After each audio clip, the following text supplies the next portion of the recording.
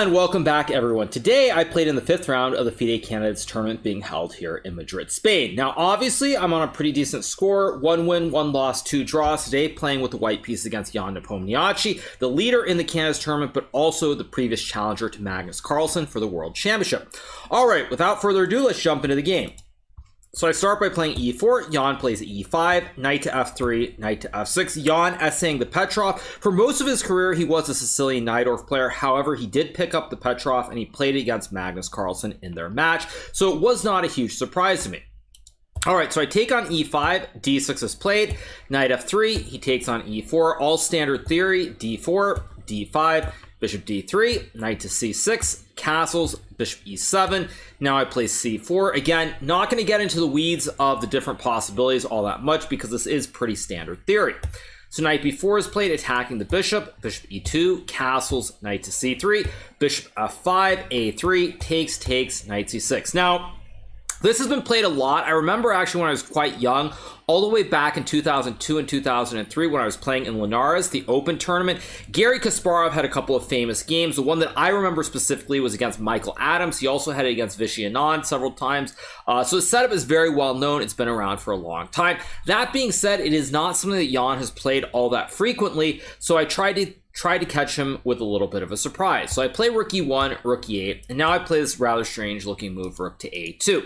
Now, when I say surprise, what I mean by that is that judging based on the time that Jan had used here, combined with the fact that he didn't seem super comfortable, I thought this would be a surprise and not something that he had looked at. If he'd been moving instantly, I might have tried something a little bit different, but the fact that he was using time, I thought this would be a good try, and it would be outside of his preparation. Now, again, when I use that word quote-unquote surprise, this is a move that I have actually played before. I played it against Varuzhin Akobian in the US Championship. I believe it was in 2016 or 2017. I'm not 100% sure which year it was. I could obviously go and look, but I'll let the internet sleuths tell me in the comments to this video. At any rate, I had played it before. Now, this was an idea that I had looked at, I believe, with Samuel Shanklin and Wesley So during either one of the Chess Olympiads or one of the World Team Championships many moons ago. So it's something I tried then. It seemed pretty good, and I thought it would be a good surprise for Jan. So he plays bishop f8 after a little bit of a think, and now here I sank into a deep thought because this is not the main line. The main line goes d takes c4, bishop c4, knight a5. And now, after bishop e2, queen d5, rook b2, there's c6, knight e5, and it's a very long line that goes on forever.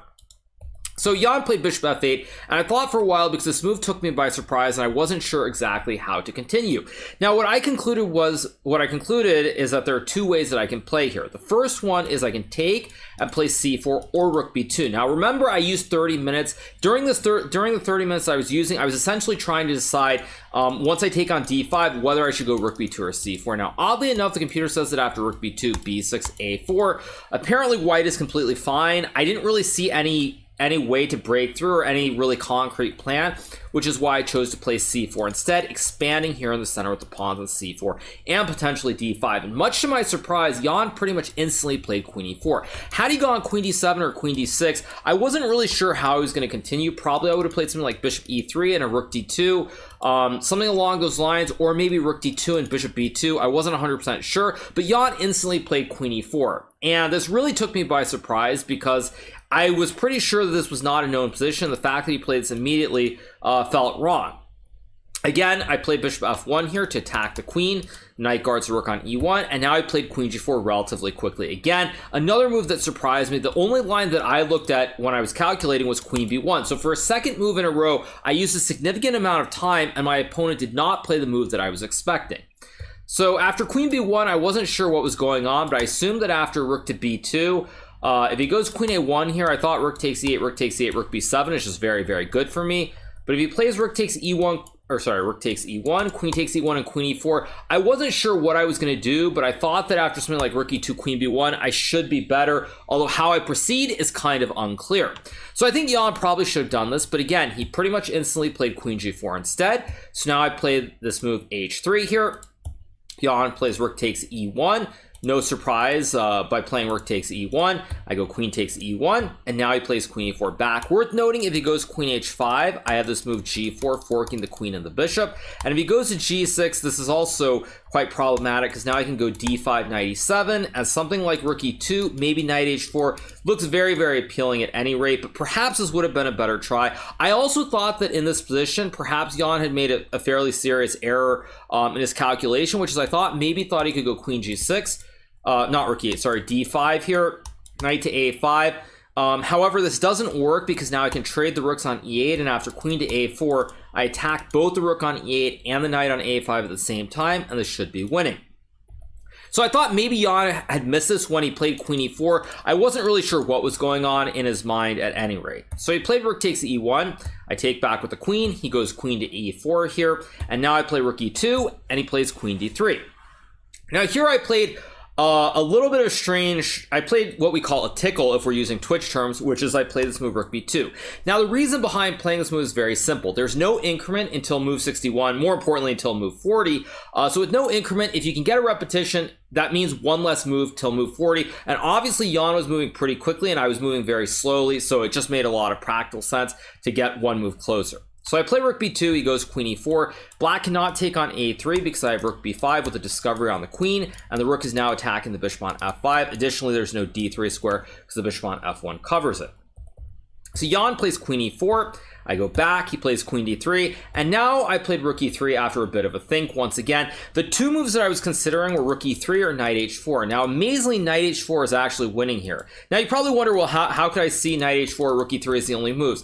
Now, when you look at the position, if Black is able to, say, for example, play d5, knight d4, and trade off some knights, Black is suddenly completely fine. There are no weaknesses in his camp here. The bishops are very good on f8 and f5. So if I can't play d5, what else can I even move in this position? I can move the rook, obviously. I can move the knight, but I'm not moving any... Really, I'm not moving any other pieces, so it becomes very easy to see the possibilities here. Now, the two candidate moves that I saw were rook e3 or knight h4. Now, the reason I didn't play knight h4 is I thought that after queen b1, if I played d5, knight d4, rook b2, I thought after queen a1, it wasn't really so clear what's going on. Amazingly, however, the computer says that I can play rook takes b7, bishop takes a3, swap on f5, and now I can play the very quiet bishop d2, and after queen e1, bishop e1, Black can try a5 here, but I have the amazing move bishop d3, and I know the computer engine with chess.com is showing this is only slightly better for white, but with a deeper engine or a stronger computer program, it will show that white is completely winning here. Again, from very far distance, it's quite hard to see that I can just go right into this line here with this endgame, and it's winning. So I'm not too unhappy about not playing knight h4 because this winning position I think is very, very tricky and hard to spot. So I played rook e3, which is the other obvious move. He plays queen b1, and now I play d5, expanding in the center, putting pressure on the knight. And here Jan plays knight e7. He'd like to play knight a5, but this move actually doesn't work for a couple of reasons, but probably the simplest one is that I can take on a5, and after queen c1, I have this very nasty move d6 with a discovery on the bishop on f5, and I'm also going to win the pawn on c7, and this d pawn is either going to become a very advanced c pawn, or it's going to be really close to queening on the d file with only 2 squares to go.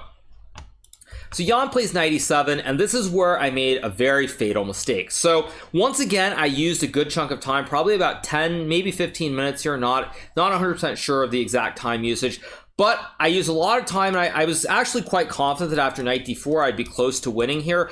I thought Black has to play something like queen b6, but after queen d2, like bishop b2 and rook b3, etc., it should be quite good. So once I saw knight d4 and I saw that the queen b6, queen d2 is very good, I thought, well, maybe bishop g6 is playable, but even here, after a move like rook to b3, queen a1, knight to b5, this is very, very strong because Black plays something like c6. Now I can go knight to c3, and after we swap on d5, I have a very simple plan here. Let's say rook d8. I go queen d2, and I'm just going to go bishop b2 and trap the queen next move. So if he plays like h6, bishop b2, queen has no squares, it's completely stuck here. The knight covers b1 and a2, and I would win the game. So I was very happy with knight d4, and I thought after queen b6, queen d2, I was better. So then I thought, well, wait a second. Are there alternatives? Are there other ways to keep pressing the advantage? So after thinking for quite a bit, I thought I could actually play knight d2 here, and Black has to go either queen c2 or queen a1. Queen c2, I was going to play knight b3 here, and after queen b1, then I thought, well, I can go knight d4, and I'm a couple of moves closer to move 40 once again. If we reach this position. Much to my horror, as soon as I played knight d2, I got it from the board and went away from the table, and I realized instantly that now black has queen a1, and after knight to b3, he does not have to stay on b1 or a2 attacking the knight. He can now go to f6, guarding the knight on e7, and suddenly, just like that, I'm still better, but it feels like the advantage is slipping away here, because once again, if black can play c6 or go knight g6 and consolidate his position here with queen d8, black might be okay. So I was very, very upset at myself. People who were watching the game live definitely would have noticed this on the live camera, and I played bishop d2 pretty quickly, knight g6. And now, after a bit of a think, pretty much disgusted with what I had done in the last couple of moves, I play this very, very questionable move, knight a5, which more or less throws away the advantage completely. What I should have done is I should have played bishop c3, queen to d8, and now this move g3. Now, during the game, I did see this, but what I missed in my calculations is that after black plays c6 here, if I play knight d4, bishop d7, I can just trade on c6, and when black takes back with the pawn, I have this very annoying move h4 with the idea of playing h5, h6. I still have bishop g2, and computer actually gives white a very significant advantage of close to +1 at this point. So I probably should have done this, but again, in a sense, I tilted at this point. I really thought that knight d4 was really strong, and so I was very mad at myself, and I felt kind of like the artist where I've sketched this painting over the past 3 hours, and just like that, I've made a mistake, I've completely ruined the painting, and I just mentally could not reset here and see the objective evaluation where I still have good chances to win the game. So I play this knight a5 move, and now Jan plays b6, I go knight c6, and now he plays bishop d7. And just like that, black really has no weaknesses. I can play bishop c3, but after queen d6, there's really nothing left here. I go bishop b4, queen f6, and finally I repeat here. I was also getting low on time. I've alluded to it throughout the game, but with no increment and only 5 minutes left, I sort of felt like, sure, I can maybe play on, but what's the upside? I'm never going to win this position, and if I choose to throw the game, obviously Jan's going to win the tournament. So I decided to just be smart here and make the repetition, and the game ends in a draw.